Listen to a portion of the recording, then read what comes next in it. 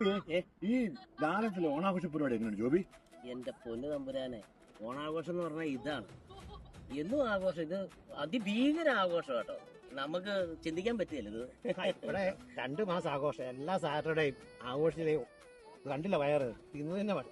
തിന്ന് മാത്രമല്ല, നിങ്ങൾ അതിന്റെ ഒരു കുറവും വരുത്തുന്നില്ല. നിങ്ങളുടെ വസ്ത്രധാരണത്തിനാണെങ്കിലും നിങ്ങൾ അത്യാഡംബരമുള്ള ഭക്ഷണങ്ങളും ഒക്കെ ഭയങ്കര. പക്ഷെ എനിക്ക് നാട്ടിലെ കാര്യം ഒന്നും സങ്കടം വരും. ഞങ്ങൾ വെള്ളി, ശനി, ഞായറും തിങ്കളാഴ്ച, ബുധനാഴ്ച എല്ലാം ഓണം ആഘോഷിക്കുക. ഞങ്ങൾ ഓണം ആഘോഷിക്കുന്നുണ്ട്. പക്ഷെ നാട്ടിലിപ്പോൾ ഭയങ്കര ദുരന്തമാണ്. ഒന്നാമത് ഈ വെള്ളപ്പൊക്കം, അത് വന്നിട്ട് ഉള്ള ആൾക്കാരുടെ സാമ്പത്തികം എല്ലാം അങ്ങ് പോയി. പിന്നെ ഈ യുദ്ധം വന്നതോടുകൂടി എല്ലാ സാധനങ്ങൾക്കും വില കൂടിയില്ലേ. ഡീസൽ പെട്രോൾ വില കൂടി കേരളത്തിൽ ഒരുപാട് ആൾക്കാർ സത്യം പറഞ്ഞാൽ ഓണം ആഘോഷിക്കാത്തവരുണ്ട്. നമ്മളിപ്പോൾ ഇങ്ങനെ ഒരു പരിപാടിയായിട്ട് വന്നതുകൊണ്ടാണ് എനിക്ക് ഇങ്ങനെയൊക്കെ ഒന്ന് ആസ്വദിക്കാനും ഒക്കെ പറ്റിയത്. എന്നുവെച്ചാൽ എനിക്ക് ഒരു വിഷമം എന്ന് വെച്ചാൽ ഇത് ഇല്ലായ്മക്കാരുണ്ട് ചേട്ടാ, ഒത്തിരി ഇല്ലായ്മക്കാരുണ്ട്.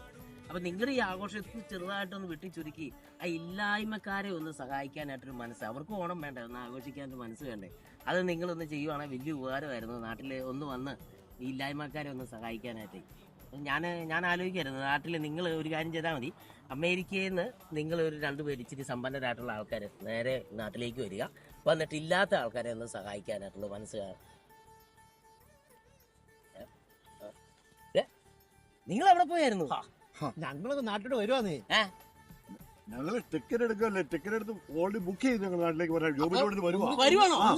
എന്റെ ദൈവമേ, എനിക്ക് ഭയങ്കര സന്തോഷമായി. ഇല്ലായ്മ അനുഭവിക്കുന്ന മലയാളികൾക്ക് ഓണം ഏറ്റവും സമ്പന്നമാക്കാൻ ഇതാ 2 അമേരിക്കൻ മലയാളികൾ നാട്ടിലേക്ക് വരുന്നു. ആർപ്പോ